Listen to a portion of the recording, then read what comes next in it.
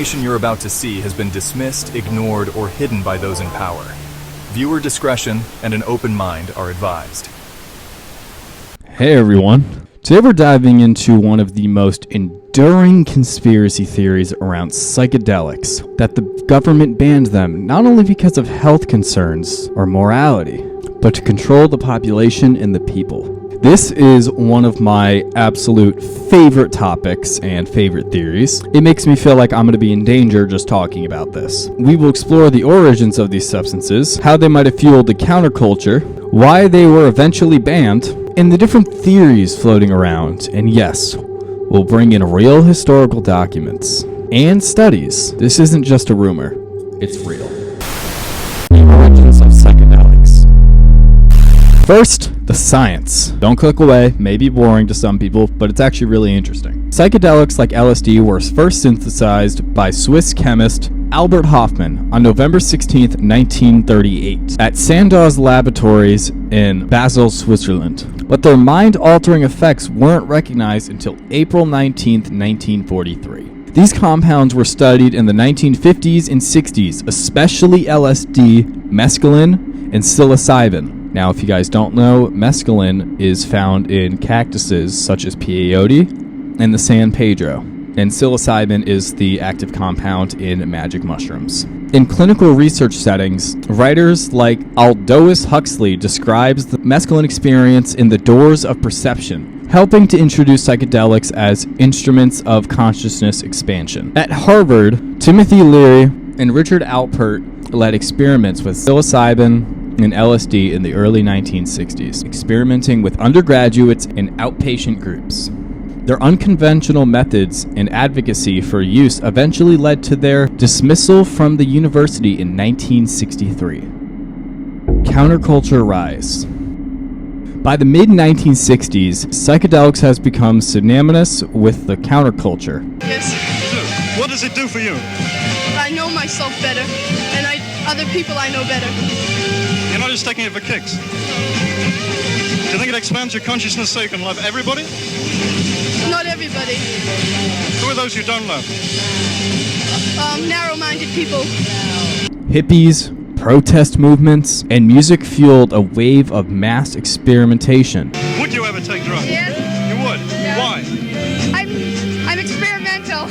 Giving rise of slogans such as turn on, tune in, drop out. LSD became a symbol of rebellion and expansion, which government saw as a threat to social order. Why the government banned them? Oh, this is where it gets dangerous for me. Let's hope I don't die. So if I go missing, you know what happened to me. So why did psychedelics actually get banned? Officially, there were concerns about safety, which is reasonable, unpredictability, and perceived widespread abuse.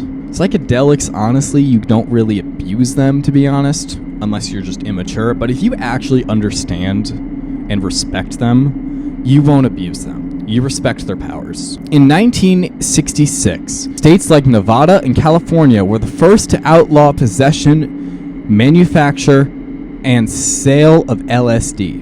In 1970, President Nixon signed the Controlled Substance Act, classifying LSD, psilocybin, and similar substances as Schedule 1, stating that they had no medical views and a high potential for abuse. This actually pissed me off so much because they have so many benefits. Yet they legalize alcohol, which has no medical use, along with the fact that you can drink a bottle and then get in your car and kill a family of 4. But no.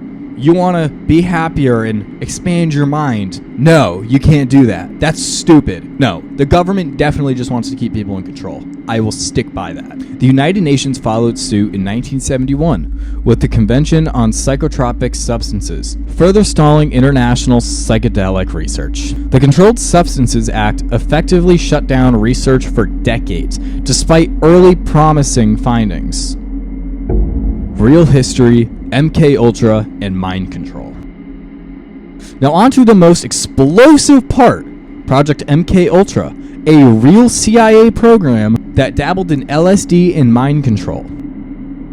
From 1953 to 1973, the CIA conducted experiments on psychiatric patients and even civilians, dosing them with LSD to explore its potential in interrogation and behavior control. See? The government wants to freaking control you. What did I say? One notorious operation, Operation Midnight Climax. This involved secret safe houses where unwitting men were dosed via their drinks and observed behind two-way mirrors as they interacted with prostitutes. That's wild.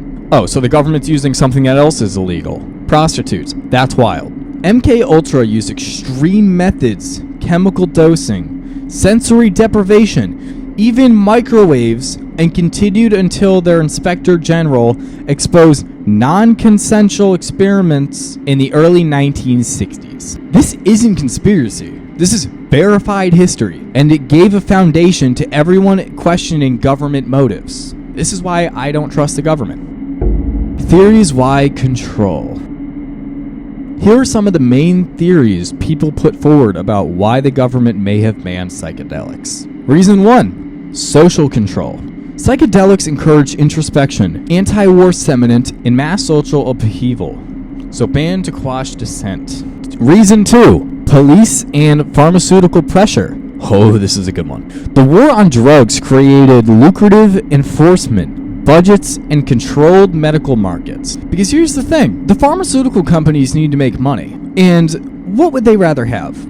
Something that keeps patients treating depression, not curing it, because it keeps them on it longer and they're going to constantly need refills. But psychedelics have the ability to cure illnesses like depression. So why would they want to cure it when they can just treat it and keep you on a medicine longer, taking more of your money? That's the real reason why I think they banned this stuff. Reason 3. MK Ultra fallout. The CIA's uneasy involvement might have triggered a backlash, leading to the crackdown to suppress exploration or attend consciousness. Reason 4. Moral panic. Psychedelics were seen as a gateway to moral breakdown. News media sensationalized bad trips and perceived social breakdown.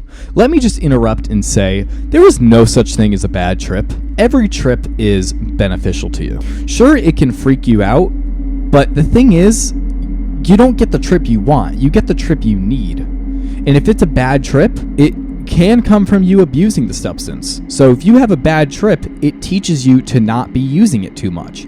It's almost like psychedelics have their own intelligence. It's crazy. The MK Ultra conspiracies pummeled pop culture. Celebrity misshape, odd behavior, and mass shootings get linked to government mind control, all rooted in mistrust of instructions magnified online. As Wired puts it, MK Ultra gave conspiracy theories a comfortable fiction that explains incomprehensible behavior by elites. It's easy to blame when something goes wrong. Conclusion. So here's what seems clear. Psychedelics started to legitimate science curiosities, then became symbols of counterculture. The government banned them under pressure from political climate, moral panic, and the strategic control. MK Ultra is real and it's dark, but still doesn't fully explain the broad anti-psychedelic crackdown. Conspiracies thrive where history meets distrust, and psychedelics sit squarely in tension. At this point in time, psychedelics are actually being researched right now as we speak, and they're already legal in Colorado and Oregon. Well, that's psilocybin, of course, but hey, you gotta start somewhere. More people are starting to realize the benefits of psilocybin and other psychedelics. So it's important that we realize that psychedelics really aren't that bad. They're not like other drugs. They're not addictive. There's barely any physical harm to you. And this isn't me telling you to do drugs. You shouldn't. Let me just get that out of the way. Don't do drugs. Thank you guys for watching. If you enjoyed this breakdown, hit that like button, and you better freaking subscribe. Drop a comment. What do you think? What do you think really triggered the band? And let's start a discussion. If you guys want more videos like this, or want more videos discussing conspiracy theories about the government and maybe MK Ultra, maybe I can do a full video about that. Or if you want to know more about government experiments and corruptness, subscribe. All right. Remember to keep an open mind. Don't trust the government. All right. Goodbye.